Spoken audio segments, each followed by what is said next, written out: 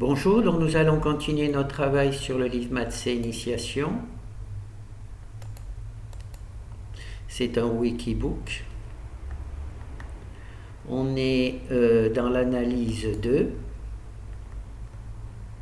les matrices hessiennes. Les matrices hessiennes. Alors ça va nous permettre de calculer les locales minimum, de calculer les locales minimum, les locales maximum et les points de sel, d'accord. Donc là on va juste voir les matrices hessiennes puisqu'il y a un petit problème. Alors je vous laisse sélectionner la bibliothèque. Nous on va récupérer le premier exemple.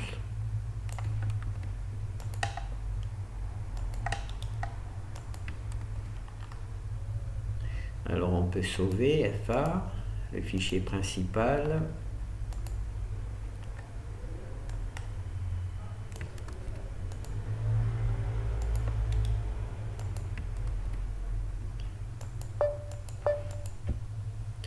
Alors on est dans le cadre des matrices hessiennes, d'accord. Alors ce qui les caractérise, c'est que elles sont les coefficients, ce sont les dérivées secondes de la fonction. Alors il y a xx, yy, xy et yx. Alors on se rappelle que f de la dérivée de f par rapport à x et par rapport à y et la dérivée de f par rapport à y et par rapport à x, elles sont égales, d'accord. Alors le problème vient du fait que, voilà, c'est ici que c'est expliqué. Alors la bibliothèque possède les fonctions f, xx, la dérivée seconde, f, y, la dérivée seconde, mais elle ne possède pas les dérivées xy et yx. Alors les fonctions, on rappelle que les fonctions xy, la dérivée par rapport à x, par rapport à y, et la dérivée par rapport à y et par rapport à x sont égales. Alors il faut donc introduire dans le fichier fx, f de h, de manière symbolique, la dérivée fxy. D'accord. Alors, en règle générale, on écrit comme ça la fonction f sur laquelle on travaille. Et pour avoir la dérivée en xy ou en yx, il faut la calculer manuellement. D'accord, et l'introduire dans le fichier h, puisque je n'ai pas trouvé d'algorithme permettant de calculer la dérivée xy. D'accord. Par contre, on a un algorithme qui calcule la dérivée par rapport à x, on a un algorithme qui calcule par rapport à y, on a un algorithme qui permet de calculer par rapport à xx, un algorithme par rapport à xy, mais pas par rapport à xy ou yx. D'accord. Voilà.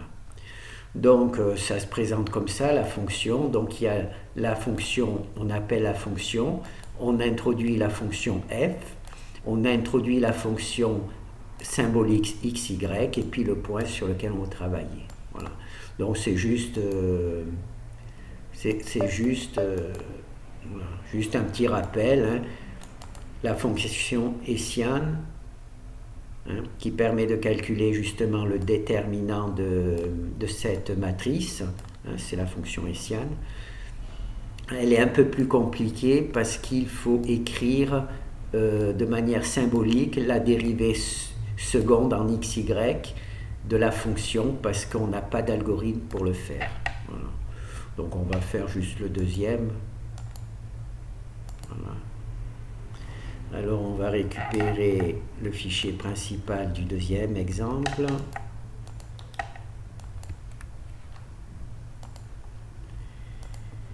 Et le fichier FA, FB du deuxième exemple.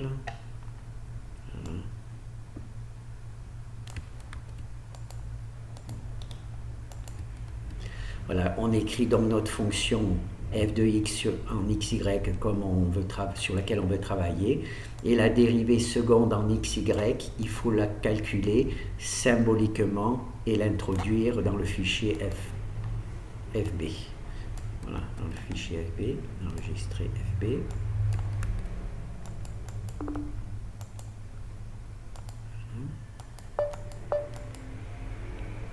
Et voilà, et ensuite, cela fonctionne tout à fait correctement. Alors la matrice hessiane, on peut voir que quand on travaille sur le local minimum, local maximum, le point de sel,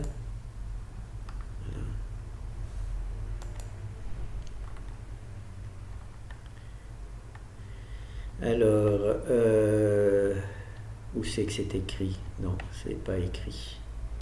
Ici, pourquoi c'est pas écrit ici?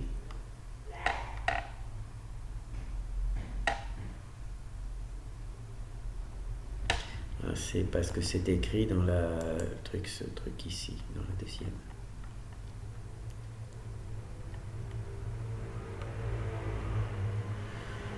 Voilà, donc c'est ici que l'on a une utilisation dans l'exemple suivant. Je ne peux pas vous le faire parce que je n'ai pas chargé la bibliothèque.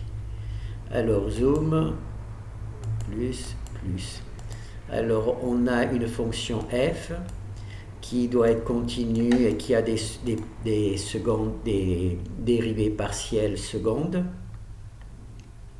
Alors si la dérivée partielle première par rapport à x et si la dérivée partielle par rapport à y est nulle, et si le hessian, c'est-à-dire le déterminant que l'on vient de voir, est positif, alors il y a deux cas. On est soit dans le cas d'un local maximum si la dérivée seconde en x ou en y est inférieure à 0, et un local minimum si la dérivée seconde en x est supérieure à 0. Donc on a ici notre matrice, celle que l'on vient de voir, la matrice hessian. Il faut qu'elle soit positive pour qu'on ait un local maximum ou minimum. Si elle est négative, on a un point de sel, et si elle est nulle, y a pas de, on peut rien dire. Voilà, c'est qu'il n'y a rien du tout. Donc là, c'est l'application. Vous